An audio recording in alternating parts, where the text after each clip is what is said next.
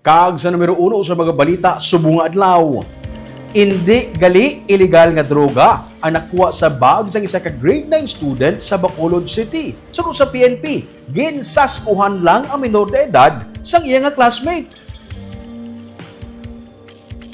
Nagnegatibo sa methamphetamine, hydrochloride o kun shabu ang crystallized substance nga nakuha sang guard sa bag sa grade 9 student sa isa ka eskwelahan sa barangay Banagu sa Bacolod City sa Lunes nga adlaw. Iniging kumpirmar ni City Director Police Colonel Eugene Rebadomia base sa nabaton nila nga resulta gikan sa Regional Forensic Unit.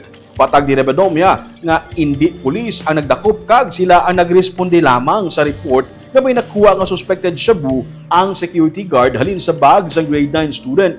Base sa investigasyon, may isa ka estudyante nga nagtudlo sa grade 9 student nga may dala nga armas. Rason nga gin-check sang guard ang iya nga bag kag nakit-an ang duha ka putusang puti nga substance. Sunod kay Rebadomia, gintrepingan kag bakabig nga biktima gali ang grade 9 nga estudyante kag siya ang ginpaidalom sa psychological intervention kag debriefing. Sa pagpangusisa sang DepEd, ginaligar sang nagsasko nga nagbalos lang siya sa biktima. Nakilala na ang nagsasko nga amuman ang nagsugid sa security guard. Sampang, gisiling naman ni Secretary to the Mayor Attorney Jose Martigo nga ang duha ka mga kabataan nga ang nagsasko kag ang ginsaskuhan ang temporaryo nga wala anay ginapakadto sa eskwelahan. Sila ang ginpaidalom anay sa modular learning.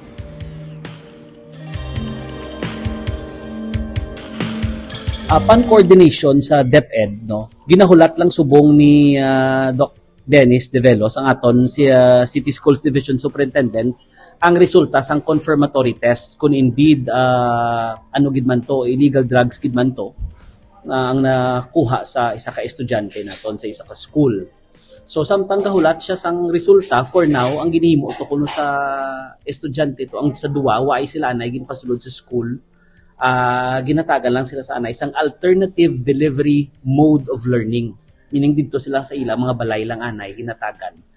Kag after sina may schedule man kuno nga psycho-social intervention sa sining mga kabataan. It looks like na duwa man lang sila ang hambal ni Sir Dennis ang nagsasko kag ang ginsaskuhan.